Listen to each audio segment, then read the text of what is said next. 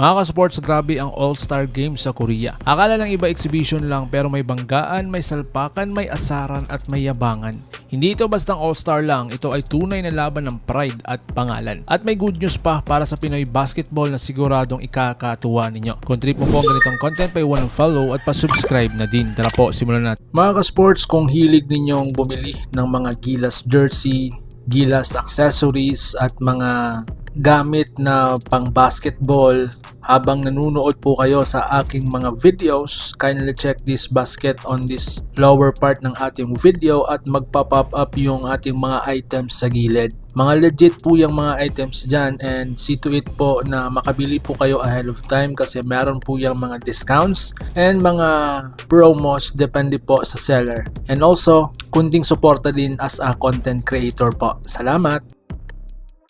Mga ka-sports, All-Star Game sa Korea hindi po exhibition. Karaniwang kapag All-Star Game, cute pa forma, walang depensa. Pero sa All-Star Game sa Korea, iba po ang eksena. May solid na depensa, may matitinding banggaan at may mga tira na parang finals ang laban. Makikita mo sa body language ng mga player na walang gustong magpatalo kahit sinasabi nilang for fun lang ang laro. Mga ka-sports, may asaran, may salpakan. Dito na po pumasok ang mas exciting na parte. May trash talk, may tingian at may konting tulakan. Hindi ito scripted. Ito yung klase ng All-Star na totoong emosyon, totoong kompetisyon, totoong basketball culture ng Korea. Kahit na injured sila kay Renz Obando, tumingin pa rin sa kanilang laro. At para sa fans, mas masarap panoorin kapag may init ang laro. So ngayon mga sports, bakit iba ang All-Star Game sa Korea? Sa Korea kasi kahit All-Star Game, importante pa rin ang respeto, reputasyon at pangalan ng liga. Hindi ka pwedeng magpabaya dahil pinapanood ka ng fans, pinapanood ka ng coaches, pinapanood ka ng liga. Kaya kahit exhibition, seryoso pa rin ang kanilang intensity.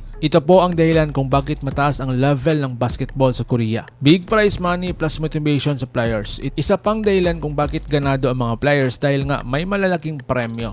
Hindi biro ang reward sa All-Star events. Kaya bawat dunk, bawat rest, bawat hustle play may katumbas na halaga. Ito ang nagpapakita na ang basketball hindi lang laro. Pwede itong maging oportunidad at kabuhayan. Mga sports, ano ang matutunan ng Pilipinas? Kung titignan natin, may aral ang All-Star Games Korea para sa ating inang bayan. Kahit exhibition, seryosohin, bigyan ng halaga ang fans, ipakita ang tunay na kompetisyon. Kapag ganito ang kultura, mas nahasa ang players, mas gumaganda ang produkto ng liga, at mas tumaas ang respeto ng international basketball community. So ngayon mga sports, tanong ko sa inyo, mas gusto nyo ba ang All-Star na may pisikalan at asaran? Dapat ba ganito rin ang All-Star ng Pilipinas? I-comment nyo po ang opinion sa baba, like kung solid ka sa basketball, subscribe para sa araw-araw na hoops at updates. Dahil dito sa channel na ito, totoong laban, totoong opinion, walang arte. Laban ng Pilipinas puso, so paano, ingat po kayo.